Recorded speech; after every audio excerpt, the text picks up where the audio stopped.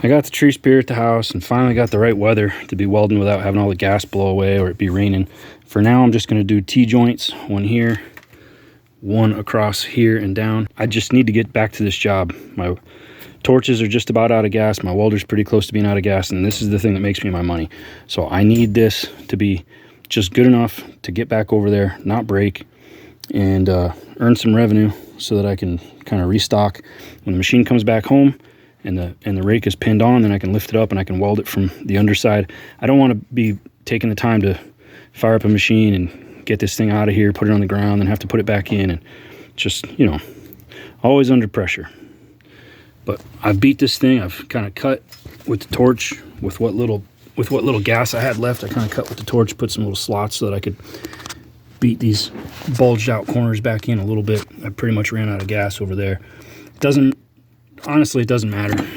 I'm gonna set that plate in there, weld her up, and then have a T-brace up above it.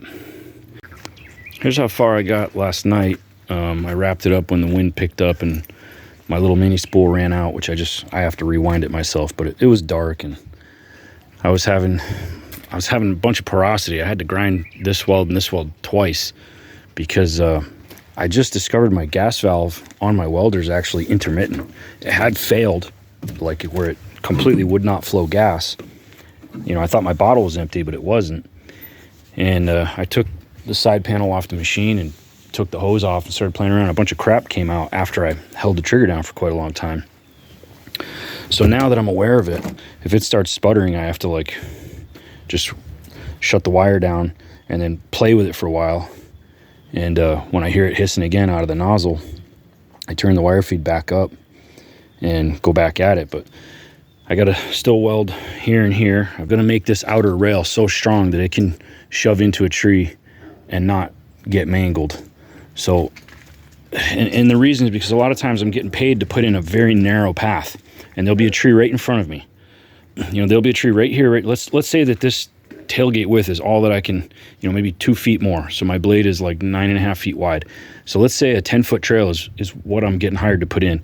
And there's 2 keeper trees, one here and one here, but then there's one right in the middle. And I can push it forward, no problem. I can push it over, but then it ties up in 3 or 4 more trees ahead of me.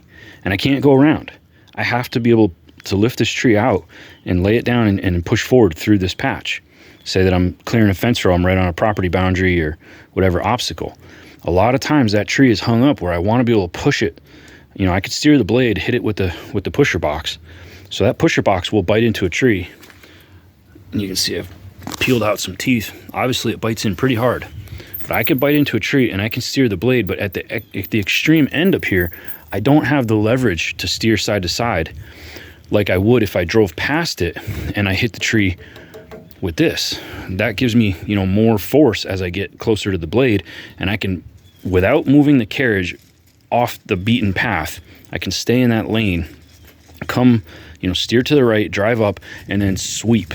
Like I can sweep a tree pretty hard and knock it off, but I would bend these tubes if I don't have them braced up. So they're gonna get a lot of bracing to the point that they become really like one big monocoque triangle sort of structure. And then I believe I'm going to actually put some receiver tubes up here so that my next function is probably going to be like a jib boom on the end of a crane. If you're going to make an attachment, why not make it a multi-attachment? That's how I look at it. I've only got so much steel. I don't have enough steel to build 3 new completely independent things. So if you can build one attachment that has part A, B, and C, well, you're saving yourself time, gas, and welding wire. I don't know if you could buy a freaking tire. You could buy a truck tire for the cost of a spool of welding wire now. You know, they're not giving it away, believe me. I've almost got the thing all tubed up.